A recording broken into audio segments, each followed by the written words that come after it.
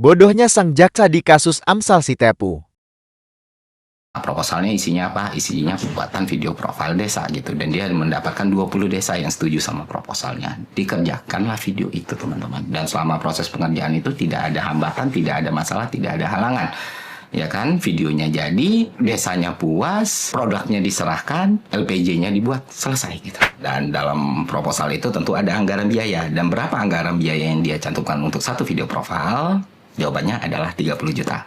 Apakah 30 juta ini kemahalan untuk satu video profil? Jawabannya tidak, teman-teman. Mau matriks apapun yang lu pakai. Karena apa? Pertama, gue ngeliat videonya, ada di YouTube, gue bedah videonya, durasinya 40 menit, semua dilakukan dengan desain proper, shot-shotnya bagus, shot-shotnya lumayan, dan gue sampai pada kesimpulan sebagai videografer, untuk ngerjain video 40 menit dengan muatan seperti itu, dengan dibayar cuma 30 juta, gue pasti nolak, teman-teman. Karena kemurahan, dan desa yang mendapatkan video profile kualitas seperti itu dengan biaya 30 juta, ya mereka sedang mendapatkan keuntungan yang besar. Kita pakai komparasi pun, ya tetap aja nilai 30 juta itu bukan cuma wajar. Ya bisa jadi kemurahan. Lu bisa akses di berbagai situs Inaprok atau SPSE, Satker ya, kementerian, lembaga dan lain sebagainya. Biasanya tuh ada tuh pembuatan video profile. Di situ lu udah bisa lihat yang dilelang ya, teman-teman.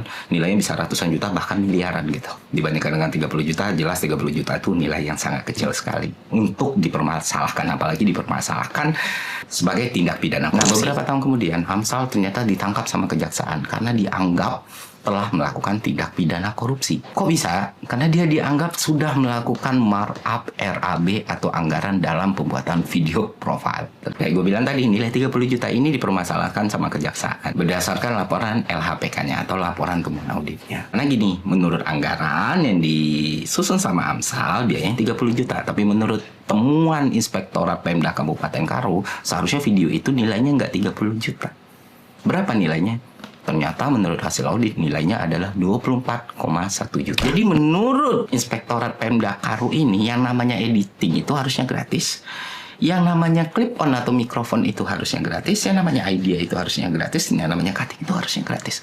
Maka dapatlah nilai 24,1 juta itu. Jangan kita ngomongin soal video profile, jangan kita ngomongin soal high value production gitu. Lu ngedit untuk konten Instagram atau TikTok lu pakai CapCut. Untuk dapat fitur fullnya lu pun harus bayar. Kok ya bisa editan itu nol tuh gimana? Dan yang namanya produksian, editing atau post produksi, itu salah satu pos yang menelan biaya paling besar. Nggak mungkin nol, bahkan video sederhana sekali. Terus kedua, ini juga konyol, masalah clip on, masalah mic dianggap nol. Artinya apa? Artinya dia mikir kamera itu nggak perlu clip on eksternal, nggak perlu ada mic, suaranya bakal bagus gitu. Jadi